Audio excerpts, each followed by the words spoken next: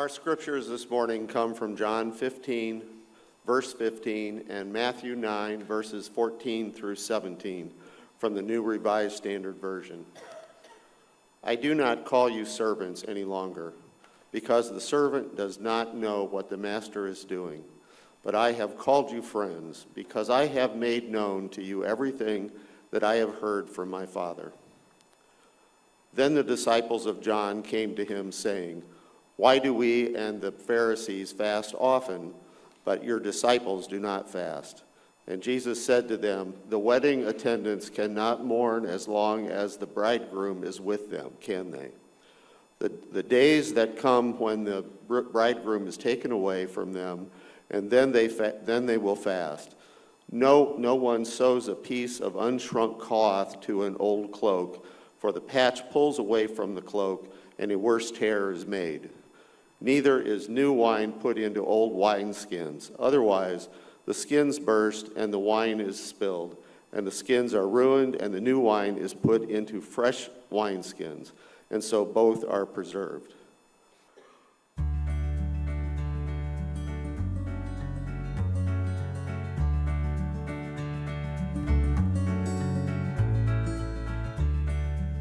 As you can see, harvest is in full swing here, and it's only been a few short weeks for us, but it's been months here. If you'll remember, we began the pruning in spring and experienced the beginning, making space for new growth.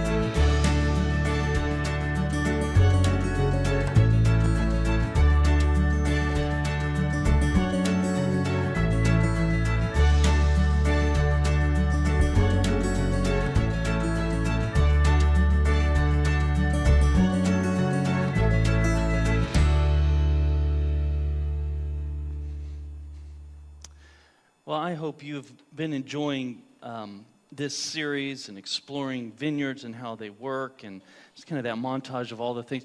And I noticed that in one of those slides, I was actually working. But I don't remember getting a paycheck, Bob. I think I was out there an hour or two. And I was thinking about the parable of the workers, how some people worked all day and some only for a moment, and they all got paid the same. So, settle that however you like, Bob. When Allie was talking about fasting earlier, about it gaining our focus, and that great connection that they didn't need a refocus because God was right there with them in Christ, in the way he lived his life, I couldn't help but think of something my mom told me when I was a little bit older. She said, when you were little, it was really hard to get your attention and hard to get you to focus. So if I had to say something that really needed to get through, I'd have to take your face in both hands and say, Robbie, listen up, And that meant Mom meant business. It was time to listen. And settle down. Those with little boys know the energy and lack of focus they can have. So I hope you're finding some way this season, fasting or maybe a commitment to take up a habit this season. I know we're almost through, but I hope you've been doing that so that God can kind of, cradle your face in his hands and get your attention a little more often during this season. I think that's important. Well, a couple weeks ago, I got to focus on my family. We had a family vacation. We went to Florida. It was a new dynamic. I've always had one of my two oldest with me, which were boys, but this time it was all girls. That was a fun experience. Isabella brought one of her friends, and it was a whole new dynamic. It's different with girls. And a couple times, one particular day, I was getting a look from my oldest daughter. You know that teenage look that, says, I hold absolute disdain for you in this moment? A look that's, grown women can do it as well, but it's tempered by kindness and experience. But teenage girls, there's no tempering. It's just utter disdain, right? You know that look? And I kept getting that look, and I was wondering what was going on. And it was going on most of the day. And about mid-afternoon, I said or did something, I guess, that dads do, and they're not aware that they're being oblivious. I don't know. And I could see her blood pressure rising, and this was kind of out of character for my daughter. And I did something that any man knows they should not do. Or rather, said something. I mentioned timing, right? Nobody's getting this quite yet. Think of the thing men should never say to their wife or a woman in their life when they're very upset. Have you ever heard the word triggered? I love that word triggered because it fits so perfectly. It's kind of a popular phrase to use right now. And when you speak a word to somebody that you trigger, you can almost hear a click, right? And triggered is a reference to a landmine, so there's that's right. There's a waiting explosion already packed in there, and you hear the click, and you've got about a split second to react. I did not react quick enough, so I heard click, kaboom, right? And I had it coming, I'll admit. And as we read this passage, folks have been triggered. They've been triggered by Jesus' behavior. Well, we couldn't take time to read the full section, but in the New International Commentary, R.T. France connects with this new wine, old wineskins passage we know so well. The dinner at Levi that came just before. If you remember, Levi is just a different name for Matthew. And Jesus calls Matthew a tax collector. And then he goes to Matthew's house, and Matthew invites all his rowdy friends over tonight, right? And they have this big party, and Jesus is there with them. And the Pharisees get triggered. Not a big surprise, right? They're triggered by most things that Jesus does. But what follows right after this are supporters of Jesus' ministry that are triggered. The disciples of John the Baptist come to him, and we know that later on we'll hear that they have another concern, and John, from prison, sends a message to Jesus saying, are you really the Messiah? He's like, hey, I'm in prison here. This isn't how I thought things should go. But also, before that, there's this triggering moment where Jesus is eating and drinking with sinners. And the Pharisees are upset, and this group of people who've been calling out the Pharisees even before Jesus began his ministry, if you remember, John the Baptist in the wilderness is calling out the Pharisees for their hypocrisy. And they come to Jesus and they say, hey, we've noticed that you don't fast like the Pharisees or us. You know how triggered you have to be to put yourself in the same camp of someone you've been ridiculing? But they have this concern. And while they've noticed that he isn't fasting, I think it's this moment at Matthew's dinner where he is partaking with these sinners, and they go, well, wait a minute, he doesn't fast. We could forgive that, I suppose, but now we see him like being gluttonous with these sinners. One of the things you have to understand is that, having a meal with someone in that time and space and culture was very significant. I know some of you have had Muslim neighbors, and that same sentiment is carried in the Muslim faith today. A lot of times, they're very careful about who they eat dinner with because it says, I am connected with these people. Now, in some way, we are responsible for one another. It is to say we create community together. And if your values and my values don't line up, we can't do that. So when Jesus is eating with a tax collector who would have been ceremonially unclean and also not very favored by his people, collecting taxes for an oppressive government of Rome, and all his rowdy friends, Jesus is saying, I am connected with these people. We are in fellowship together. Our lives are connected. And this was a bit too much. Obviously for the Pharisees, but also for John's disciples. They have a concern.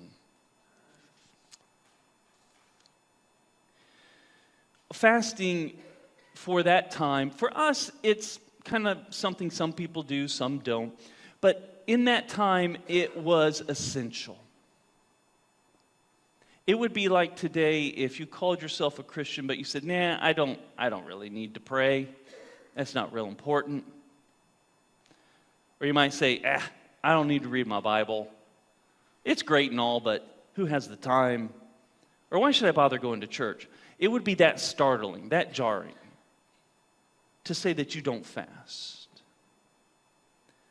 And so, when Jesus goes to the dinner party at Matthew's, I think some of his followers think maybe this is a bit too far. And so they're triggered and they bring up the fasting. Jesus, there's something that's been bothering us, right? Why are you doing this? Why do you eat with sinners? Click. Why don't you follow the traditions? Click. Why don't you fast? Click. Why are you associating with these unreligious people? Click. And the gulf continues to widen. Then we come to our passage. Jesus is seeking to explain this to them. In the parable he shares is about old and new wineskins. These large wineskins that were made from animal skin would be filled with the new wine, and if you know how wine works, it ferments and it creates those what is it? Alcohol, but also it creates the fermenting, and that expands. It fills that skin with gases, and as it does that, it would expand and stretch.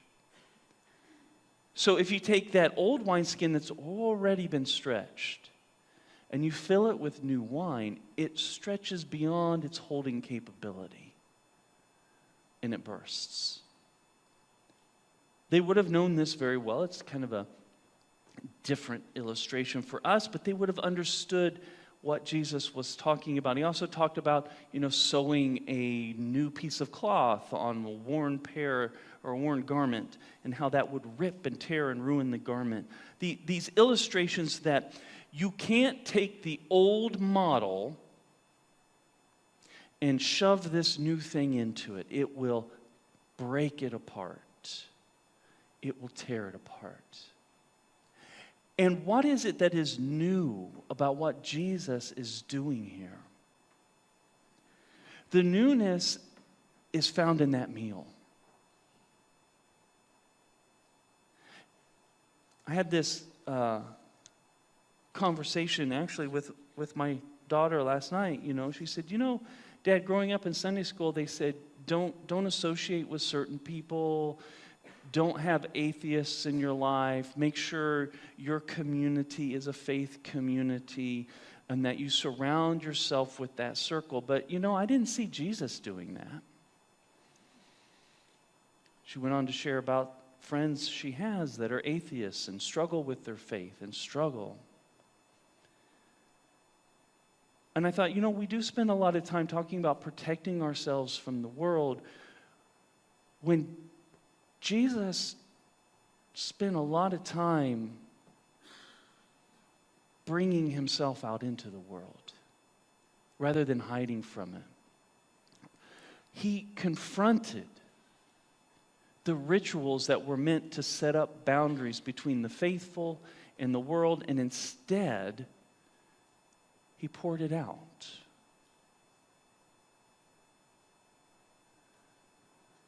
I think there's a calling there for us. We do need our faith community. We need those that encourage our faith as iron sharpens iron, of course. But we are called to be a people that reaches out. And here's the amazing thing. When we see, I'm sure Jesus had some important and wonderful talks during that meal with Matthew, but he just joins them. We don't know what he said. We just know that he joined them. He lived life with them. He said, I'm part of you and you're part of me. Even though I know the religious order says you guys are on the out, I'm bringing you in. I wonder who we might be called, or you individually, or myself, who we're called to enfold. We talk in this church a lot about Christ-like unconditional love and acceptance. Unconditional love and acceptance. And that's what Jesus is displaying. Not a judgmental attitude, not a protective attitude, not a set a border around us and keep others out attitude, but one of pouring out.